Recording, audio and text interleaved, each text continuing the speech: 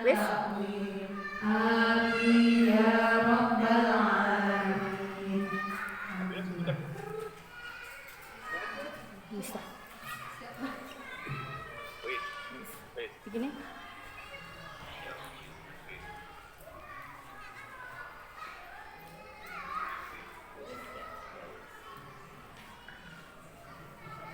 Untuk selanjutnya kepada Ustaz Sani dipersilakan.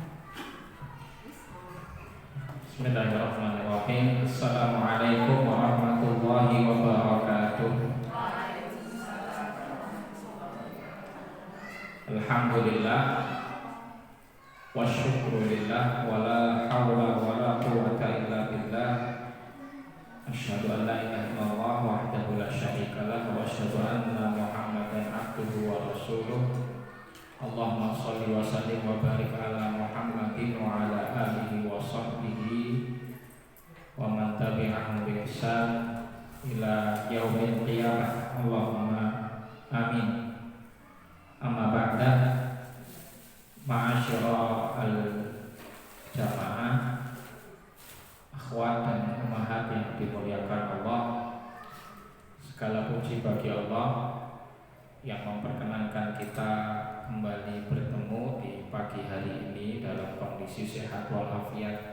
Sholawat dan salam tercurah kepada junjungan Nabi Agung Muhammad sallallahu alaihi wasallam tasliman katsiran.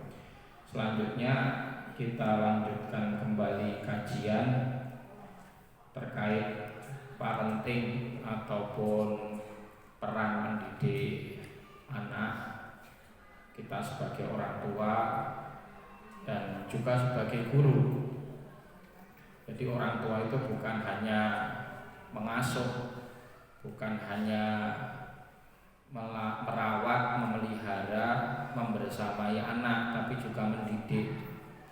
Bahkan mendidik ini bisa lebih wajib bagi kita, dan itu yang paling akan ditanyakan oleh Allah di akhirat kelak. Maka ilmu mendidik anak itu jadi wasilah bagi kita semua untuk kita bisa memaksimalkan peran kita sebagai orang tua dan bisa memaksimalkan tanggung jawab kita sebagai pendidik. Sambil menunggu layarnya nanti ditampilkan, harusnya.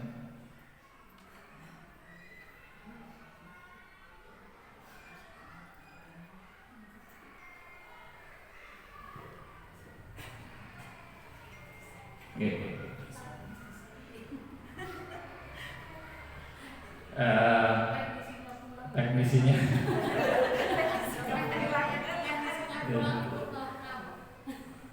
ini tadi kan saya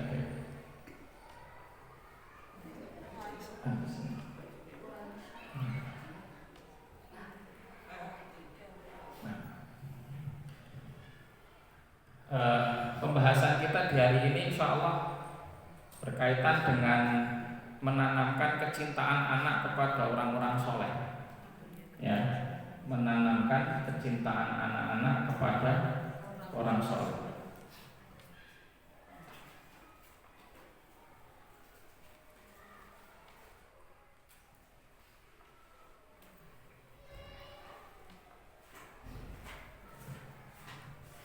Ini kelanjutan dari materi kita sebelumnya, yaitu terkait anak yang sudah masuk usia tamyiz atau 7 tahun, ya.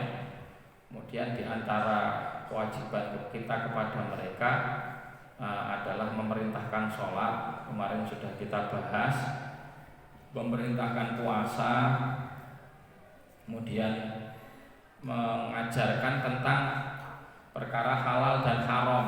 Itu kemarin sudah kita bahas. Nah, selain itu apalagi sih materi pendidikan yang paling cocok untuk atau paling wajib, untuk anak-anak kita di usia tamyiz ini. Nah, di antara pendidikan yang harus kita berikan kepada anak adalah penanaman kecintaan kepada orang soleh. Di sini disebutkan di dalam kitab Bughyatul Ikhwan fi Riyadhatis Sibyan gharsu mahasinil akhlaq fi qalbis sabi bi mujalasatis sholihin.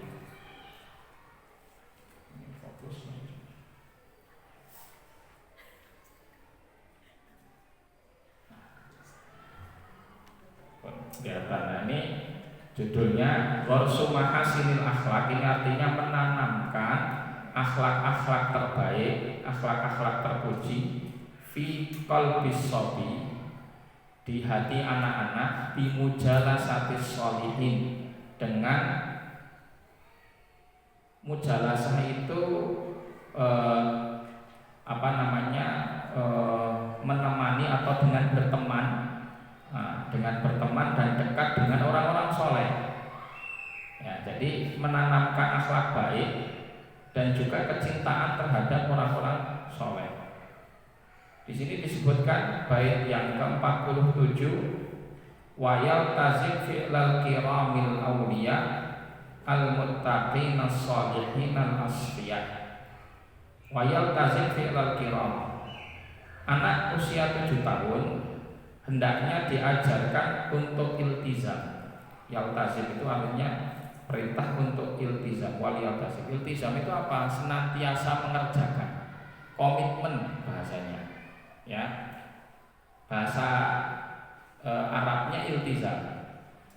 Terjemahnya komitmen. Komitmen itu iltizam. Wal yaltazim, dan hendaknya anak berkomitmen untuk fi'lal kiram, mengerjakan, ya, fi'la ini mengerjakan. Al-kiram adalah perbuatan atau pekerjaan yang mulia, ya. Pekerjaan mulia ini kan banyak bentuknya. Beliau tidak jabarkan satu persatu, tapi secara umum apapun itu yang baik, yang mulia itu harus ditanamkan kepada anak-anak dari sejak kecil. Nah, lebih khusus lagi di sini pekerjaan baik itu dikaitkan dengan al-auliya, ya, sikap, karakter, perbuatan orang-orang soleh. Aulia di sini jamak dari wali. Nanti insya Allah kita jelaskan ya, maksud wali itu apa. Kita selesaikan dulu, tuntaskan bait ini. Al-auliya al-muttaqin, orang para wali-wali yang bertakwa, as-sholihin yang soleh, al-asfiya yang jernih, bersih, suci.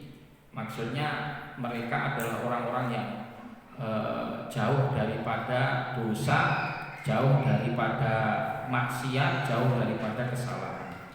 Nah, ini nanti kita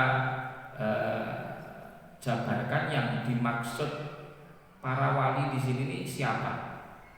Nah, ini keterangannya disebutkan di sini, wal auliya jam'u wali. Auliya itu jamak dari wali. Jamak itu maksudnya kata untuk menjabarkan jumlah banyak. Kalau satu itu namanya mufrad, dua itu musanna. Nah, kalau tiga atau lebih namanya jamak. Dalam bahasa Arab begitu. Maka kalau ada anak namanya aulia, itu aulia kan ada ya, anak-anak perempuan biasanya ya, aulia. Aulia ini diambil dari ini, tapi harusnya wali kalau satu. Ini aulia untuk banyak, tapi nggak apa-apa. Maksudnya aulia itu ya menggambarkan bahwa dia karakter yang baik, yang soleh, yang kalau perempuan ya berarti soleha. Nah, jamak dari wali. Siapa itu wali? Nah, kita taunya wali santri, wali murid, wali songo.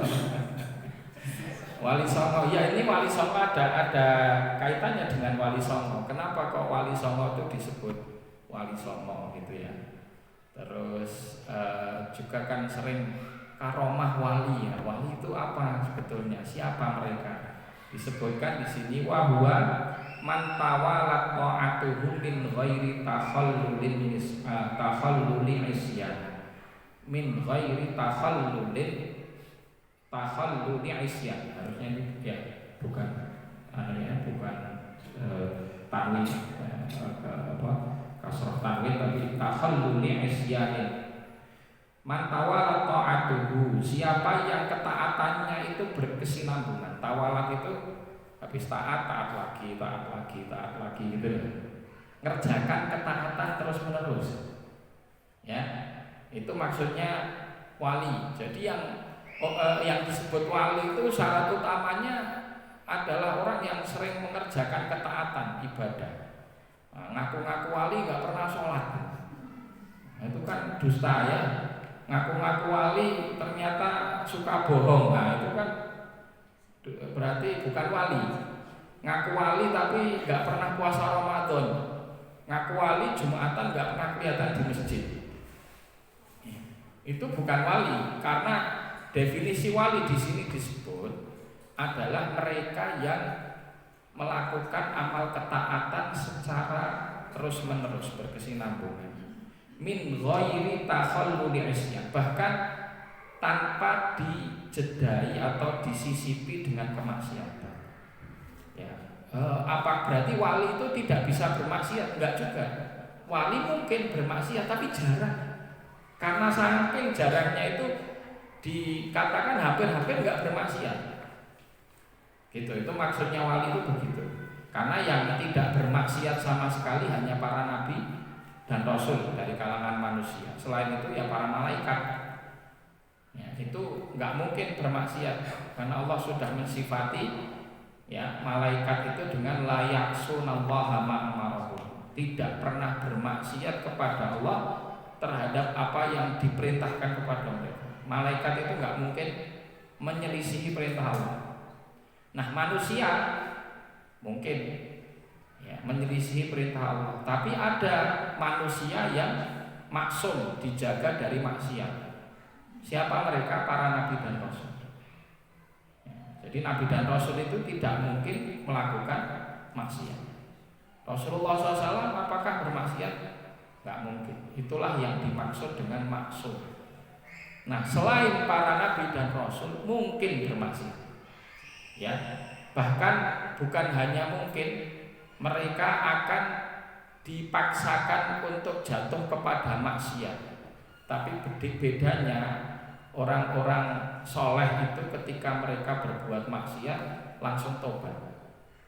Itu yang bedakan. Ya, jadi orang soleh itu bukan berarti gak bermaksiat sama sekali loh. Ya, kalau kita nganggap orang soleh gak maksiat sama sekali berarti itu nabi itu. Dan sudah gak ada nabi. Setelah Rasulullah SAW wafat gak ada nabi lagi. Beliau sebagai nabi terakhir dan penutup. Terus bagaimana yang disebut orang soleh itu? Orang soleh disifati di dalam Al-Quran, firman Allah surat Ali Imran, walladzina idza fa'alu fahishatan aw zalamu anfusahum dzakarullaha wastaghfaru lidzunubihim. Yaitu mereka orang-orang yang ketika berbuat fahisyah, perbuatan keji atau perbuatan maksiat, awdolamu anfusahum, atau mereka mendolimi diri mereka sendiri. Maksudnya mendolimi diri sendiri itu gimana? Dengan melakukan sesuatu yang dilanggar oleh Allah, itu kedoliman. Dan yang paling besar dari bentuk kedoliman itu adalah syirik. Ya, di dalam Al-Quran disebutkan inna syirka la zulmun adzim.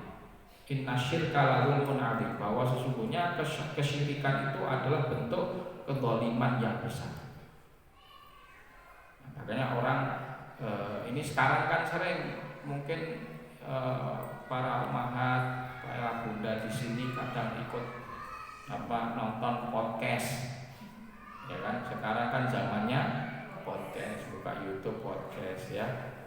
Banyak dari kalangan public figure atau artis ya, kadang kemudian manggil tokoh ya. Tokoh yang kadang kita juga belum begitu kenal, tapi gara-gara podcast itu jadi terkenal kan gitu. Nah, terus ngobrol kan lah banyak hal. Salah satunya kadang ngobrolin masalah urusan agama. Salah satu yang pernah saya dengar itu di salah satu podcast, ada yang mengatakan gini, semua agama itu mengklaim kebenarannya masing-masing. Islam ngaku benar, Kristen ngaku benar, gitu ya.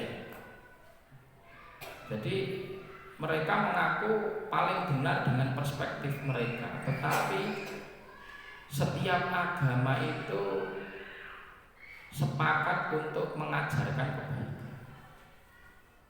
Ya, semua agama sepakat untuk mengajarkan kebaikan. Nah, statement ini bagi orang awam pada umumnya bagus saja.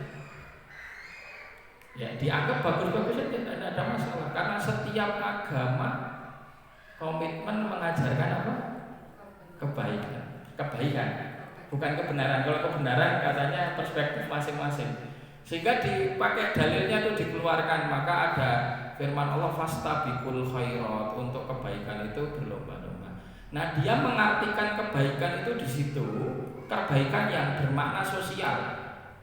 Contoh kayak orang ngasih sedekah, kayak orang bantu saudara yang kesusahan gitu.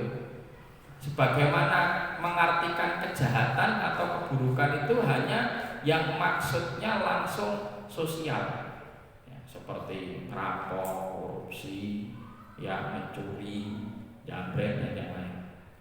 Ya, bahkan mereka menganggap kayak zina itu bisa dianggap bukan kejahatan kalau dilakukan saat suka sama-sama suka. Itu kan mulai digeser itu standar pemikiran orang, ya, pakai dalil lagi. Nah, ini bahaya sekali ketika orang awam yang tidak paham tentang bagaimana agama kita itu mendasari sebuah kebenaran dan bagaimana agama kita itu mematok standar kebaikan. Akhirnya nganggap, oh iya kok semua agama itu pada dasarnya baik. Akhirnya gitu. Ya, statement soalnya apa? Semua agama itu baik, meskipun berbeda-beda. Wah, ini bahaya. Ternyata fenomena ini itu by design, dan ini tarafnya internasional. Ya, di Jazirah Arab itu sekarang yang sedang istilahnya viral dan juga cukup mengkhawatirkan gerakan yang disebut din Ibrahimiyah ataupun agama Abrahamik. Agama Abraham itu maksudnya Nabi Ibrahim. Nabi Ibrahim ini kan bapaknya para nabi dan rasul. Kemudian anak keturunannya Nabi Ibrahim ini Bani Israel, ya kan? Juga Ismail alaihissalam yang nantinya menurunkan Nabi Muhammad. Maka agama-agama Ibrahimi itu bukan hanya Islam saja, tapi juga ada Nasrani dengan berbagai macam itu sekte atau pecahannya lah. Sempalannya ada Protestan, ada Katolik, ya. Kemudian Yahudi. Nah, agama Ibrahimi ini atau Abrahamik, ya, religion ini dianggap menurut gerakan ini adalah sama. Ya, sama itu artinya kita Kristen, Yahudi itu sama-sama benar kok. Nanti masuk surga yang sama. Ya, dan Tuhannya sama. Itu gerakan ini masif sekali. Dan ini sudah dibicarakan oleh para masyayikh, para ulama internasional. Sampai Syekh Muhammad Hasan Waladadu menganggap gerakan ini lebih berbahaya dari gerakan itu, karena dia membuat orang itu kabur terhadap standarisasi kebenaran. Sudah nggak nganggap Islam paling benar, sudah nggak nganggap gitu. Akhirnya menganggap baik semua. Padahal yang ditanamkan di dalam agama kita yang paling benar ya Islam. Ya, standar kebaikan paling baik itu ya yang ditetapkan Islam. Tapi kita menghargai, menghormati kepercayaan orang lain. Kalau ditanya kepercayaan orang lain, seumpamanya tentang kepercayaan orang Nasrani bagaimana? Kita sebagai orang beriman, sebagai orang Islam yang benar mengatakan ya salah. Tapi saya hargai. Kamu percaya itu hak kamu. Ya, sebagaimana saya mengatakan salah atas keyakinan saya. Nah, ini standar kebenaran yang dibakukan oleh syariat kita. Al-Quran dengan 6.000 ayat lebih, dengan 114 surat, 30 juznya itu semuanya berbicara tentang kebenaran absolut Islam, ya, dan menyalahkan keyakinan-keyakinan selain Islam. Tapi bersamaan dengan itu Al-Quran juga mengajarkan toleransi. Secara sosial nggak apa-apa kok kita punya tetangga non-muslim, kita bermuamalah, ya, jual beli, saling bantu. Bahkan ketika ada tetangga non-muslim itu terkena musibah, kita bilang nggak ada masalah. Itu justru dianjurkan, ya, karena tetangga kita non-muslim itu menurut syariat kita memiliki haknya sebagai apa? Hak sebagai tetangga. Nah, kalau tetangga kita muslim berarti punya dua hak sebagai tetangga dan hak sebagai saudara muslim. Kalau saudara kita, kerabat kita, berarti punya 3 hak.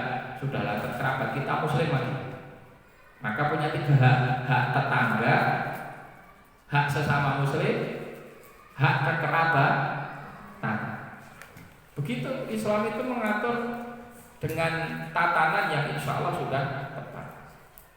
Nah, kembali kepada pembahasan yang di sini disebutkan, wali itu yang disebut wali, syaratnya dia mengamalkan ketaatan secara kontinu, berkesinambungan, ya. Terus tidak terjeda dengan kemaksiatan. Ini maksudnya bukan sama sekali tidak maksiat, tapi saking minimnya dia bermaksiat, hampir-hampir tidak pernah melakukan maksiat.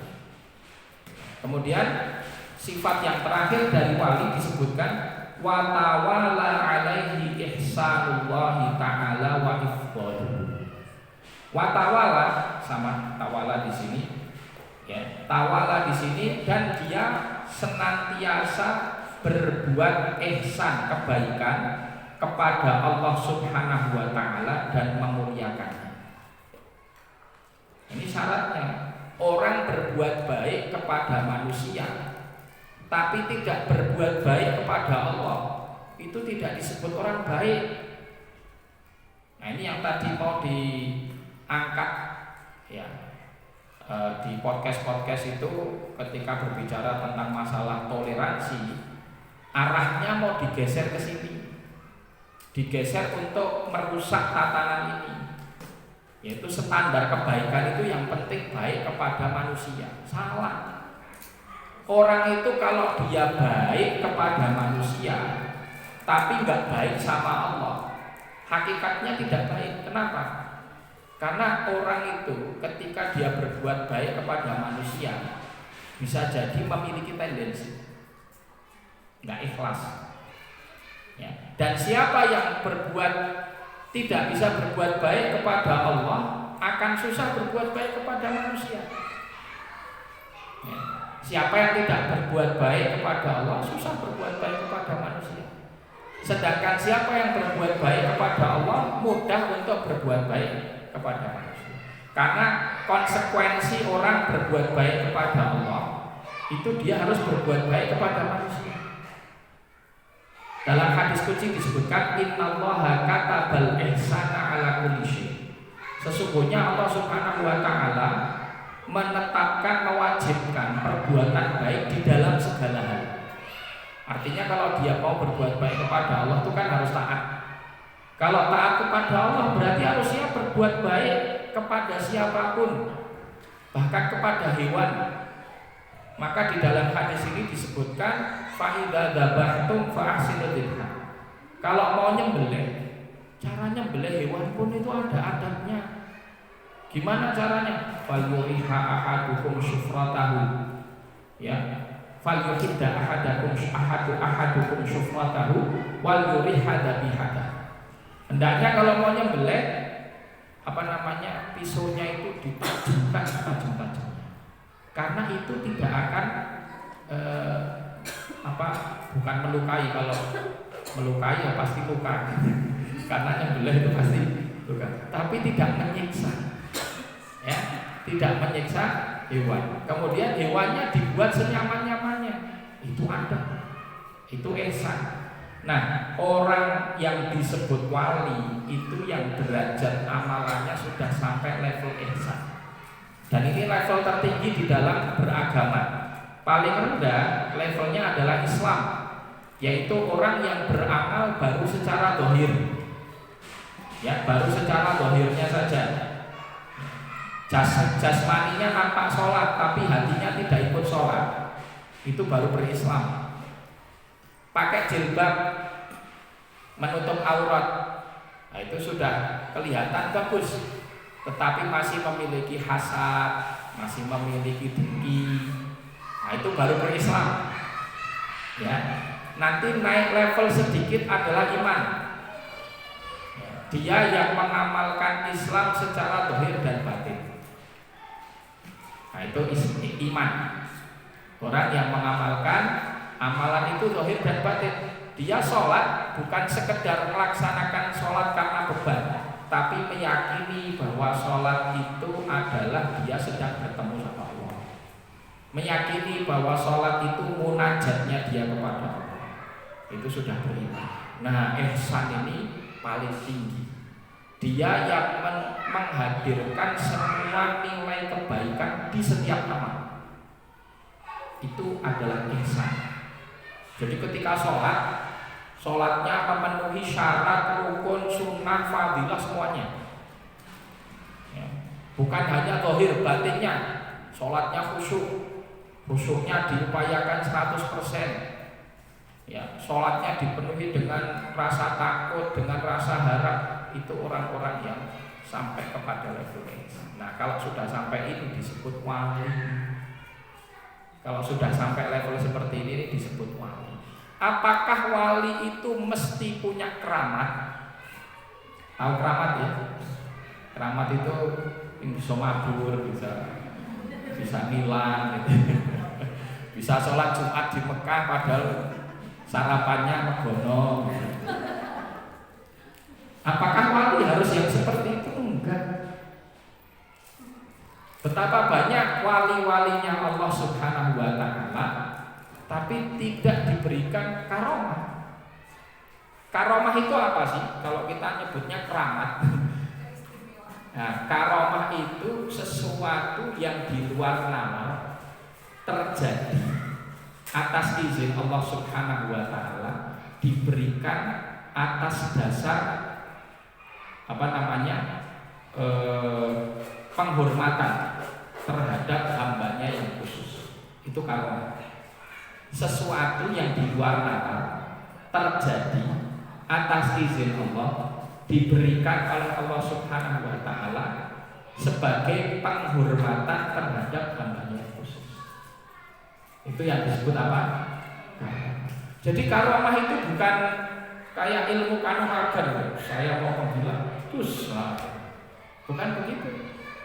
Karomah itu bukan kemudian karomahnya bisa merubah daun jadi uang. Bisa merubah daun jadi uang. Akhirnya datanglah orang, saya pengen datang ke orang pinter biar saya kaya raya. Tolong ini didoain agar jadi uang. Dia nggak punya ilmu itu. Itu pemberian dari Allah Subhanahu wa Ta'ala. Agak mirip dengan mukjizat. Bahasa mukjizat sering dengar itu. Apa bedanya mukjizat dengan karomah?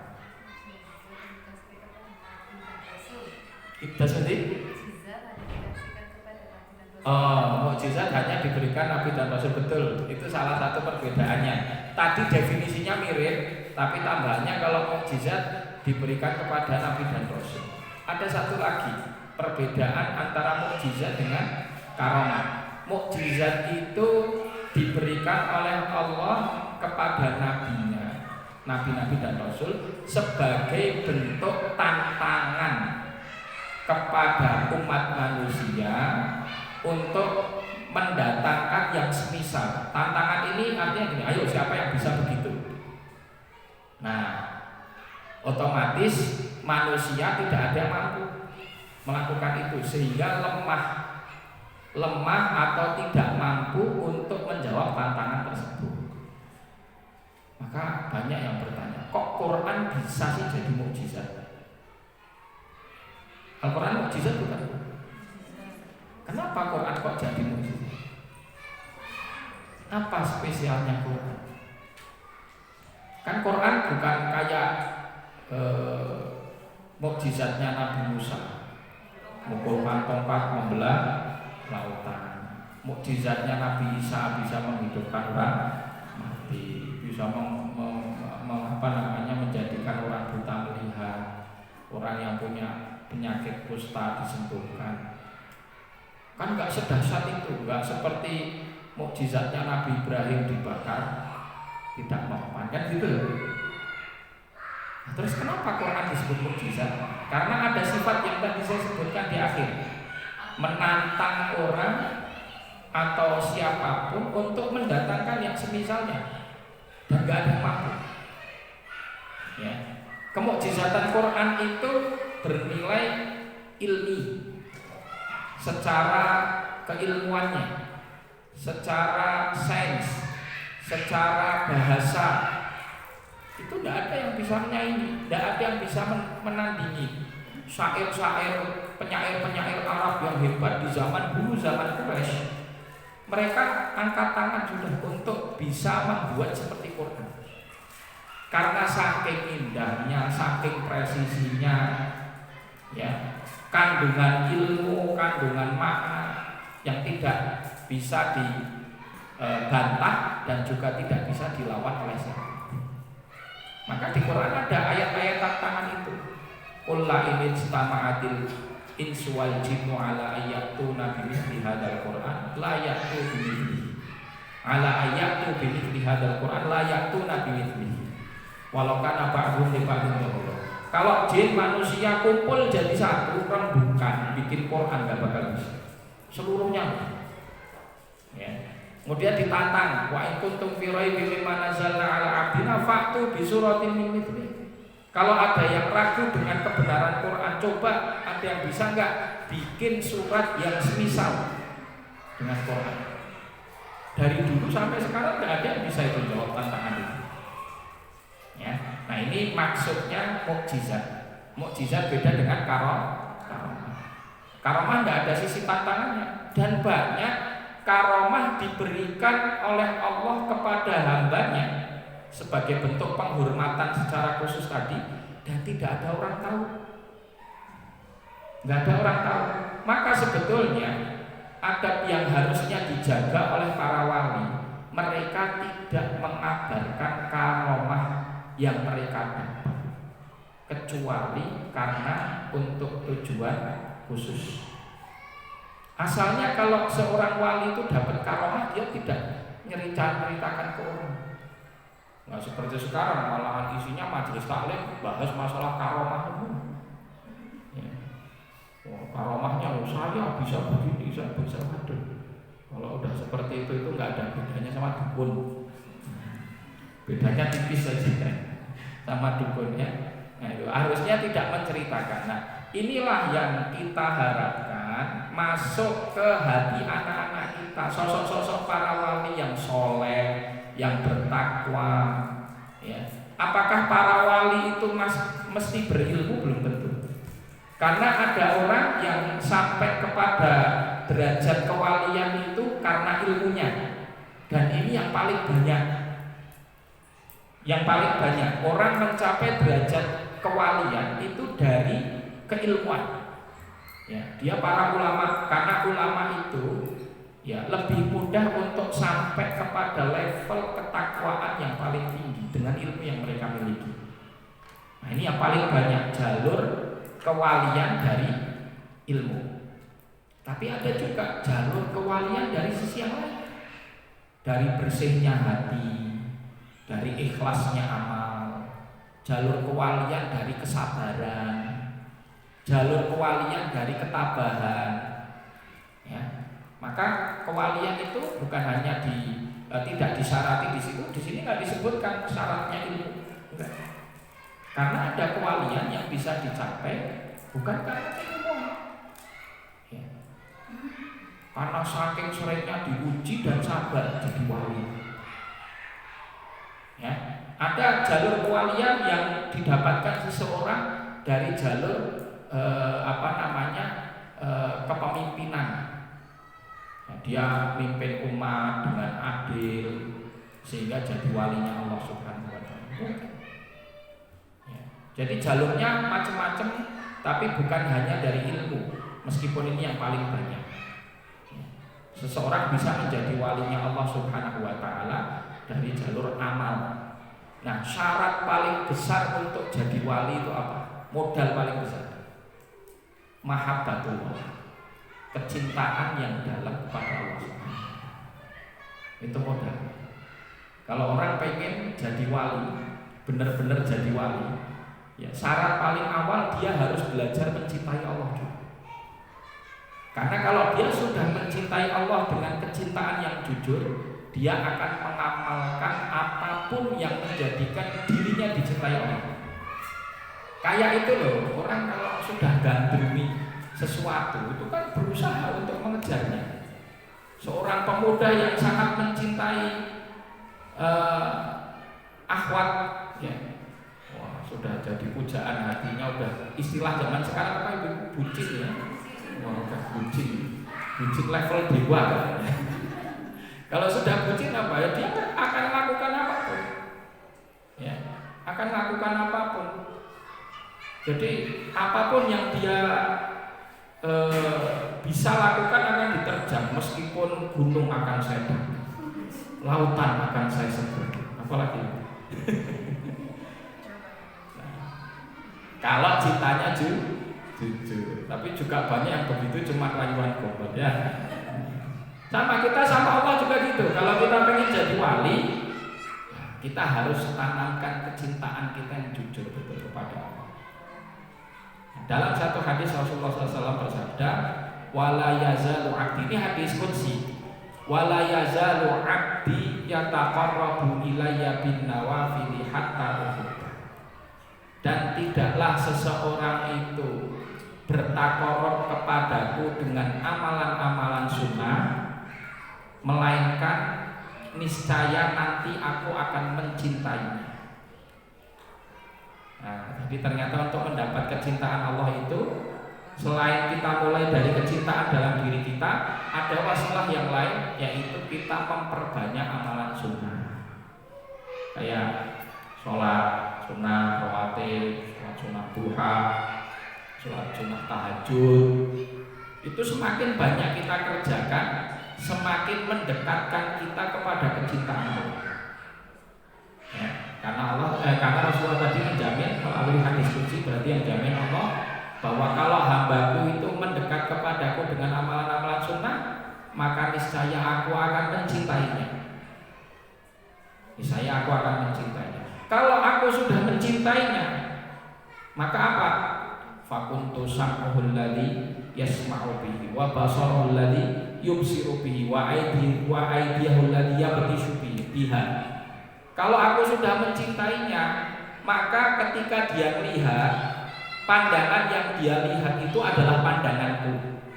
Maksudnya pandanganku itu apa? Penglihatannya sudah sesuai taufiknya Allah, pendengarannya sudah sesuai pendengaran Allah. Maka kalau ada dua pilihan nih, dia jadi wali Allah, ada dua pilihan. Terus si wali ini kok milih salah satu, kanan kiri, si wali milih yang kanan, itu berarti pilihannya Allah.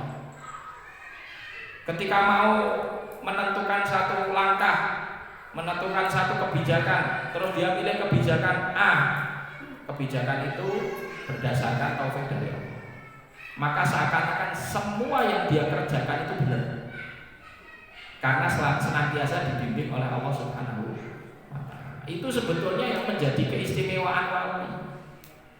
Jadi ketika kita datang kepada orang soleh terus minta petunjuk itu, bukan karena dia mengetahui perkara gaib, bukan.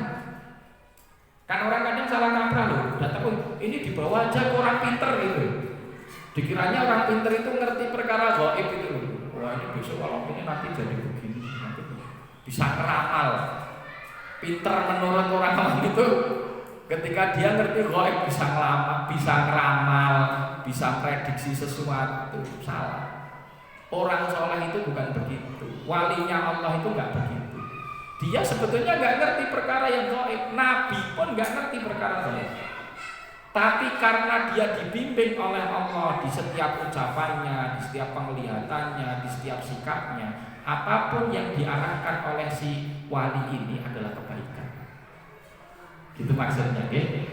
Nah, jadi apa yang dimaksud di bait ini, bait yang nomor 47, bagaimana kita hadirkan sosok orang-orang soleh itu pada anak-anak kita.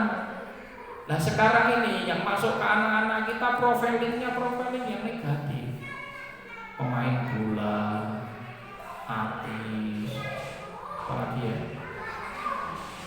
Malah kadang ini sosok fiktif, tokoh anime. Kamu kalau cita-citamu gimana, nak mau jadi apa? Saya pengen jadi Naruto. Lah kenapa kok begitu? Karena nontonnya Naruto, baca komiknya Naruto gitu. Nah, kamu pengen jadi apa nak nanti kalau besar? Saya pengen jadi One Piece. Ya, ada yang pengen jadi Kapten Amerika. Ada yang pengen jadi apa itu? Tokoh-tokoh fiktif semua. Kenapa kok mereka punya motivasi seperti itu? Karena tontonannya itu, karena yang didengar itu. Nah ini harus kita rubah. Berarti caranya gimana? Caranya dibacakan biografi orang-orang soleh. Dan yang paling utama siapa? Rasulullah SAW. Bacakan sirah nabawi. Anak-anak kita ini harus kenal Rasulullah. Kalau dia kenal Rasulullah, nanti muncul kecintaan kepada Rasulullah. Kalau sudah cinta sama Rasulullah, akan berusaha meneladani, berusaha mengikuti apa yang menjadi contoh Rasulullah SAW.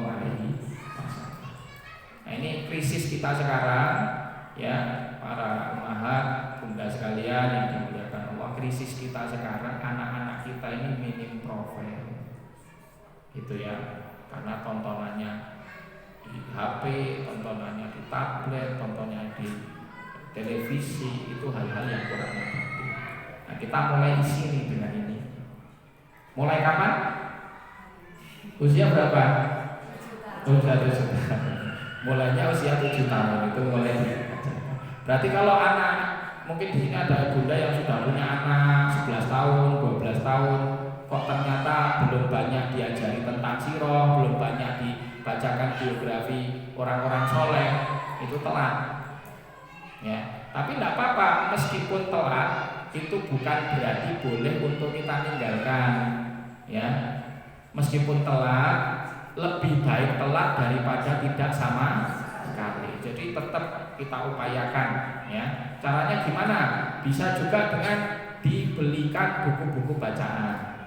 Ya, sekarang ini juga penting untuk kita membiasakan anak kita kembali kepada buku. Kan seringnya sekarang sudah ini ya. Nah, dibelikan buku. Kalau nggak ada buku memang akhirnya nggak baca. Tapi kalau ada buku kan mereka punya opsi untuk bisa baca. Terus juga bisa nanti dikisahkan. Nah, tapi kalau mau berkisah, ini yang berkisah harus punya modal dulu. Kalau yang berkisah ini para bunda semua, berarti bunda-bunda harus punya modal dulu. Nah, bisa baca. Kalau wah saya nggak punya waktu baca Ustaz, ya sudah sekarang ini juga bisa kita pakai kok. Banyak itu nanti konten-konten yang meringkaskan tentang sejarah, tentang biografi orang-orang soleh, biografi Rasulullah SAW. Nah, kita kulaan dulu.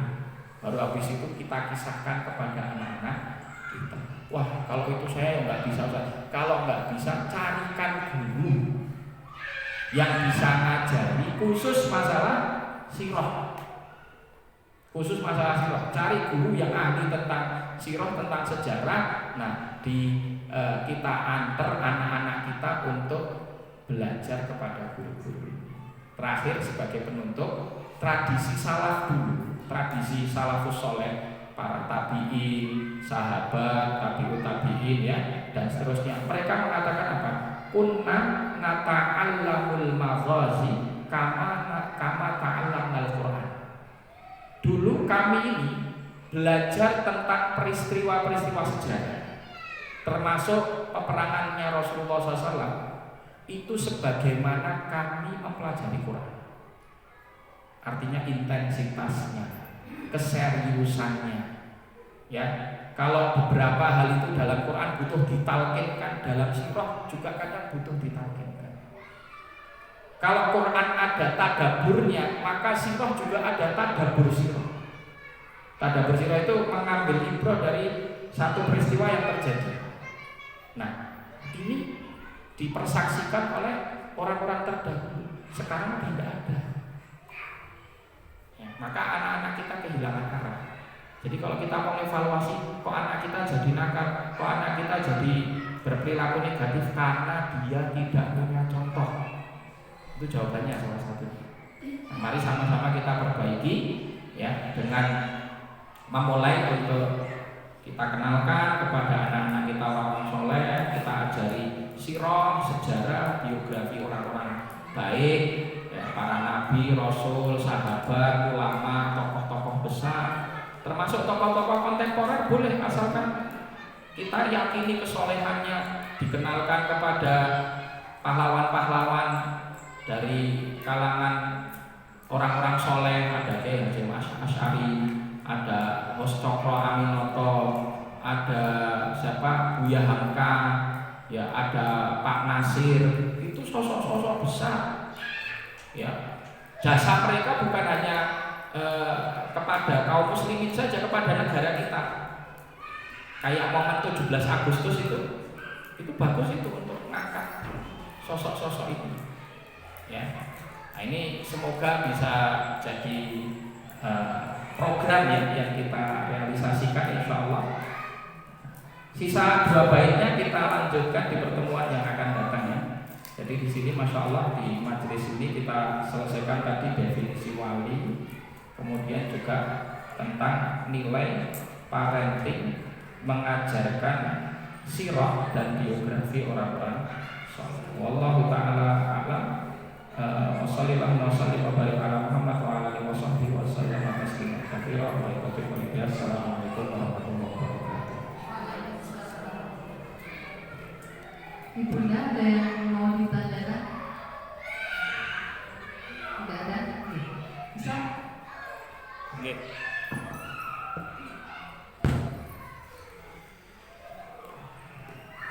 Alhamdulillah, majelis di pagi hari ini sudah paripurna. Kita tutup dengan doa biar tambah barokah.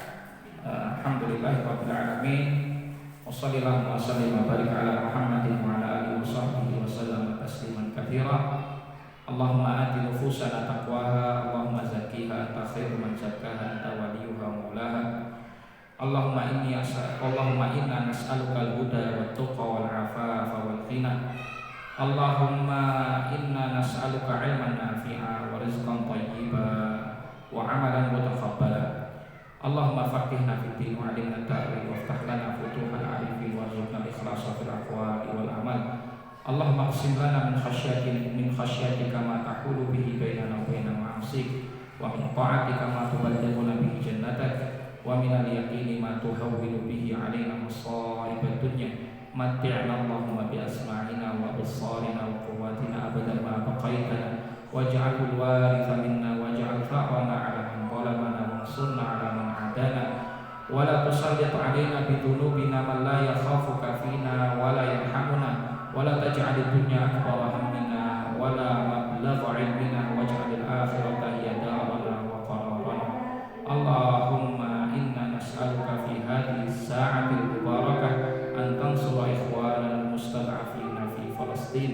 Allahumma ansurhum nasran mu'azzara. Rabbana hab lana min azwajina wa dhurriyyatina qurrata a'yun waj'alna lil muttaqina imama.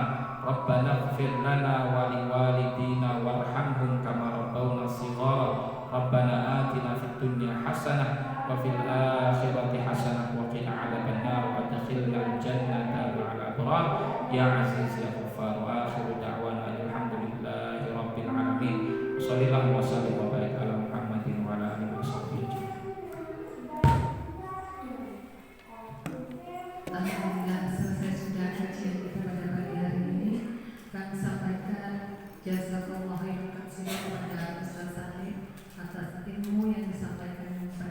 Dari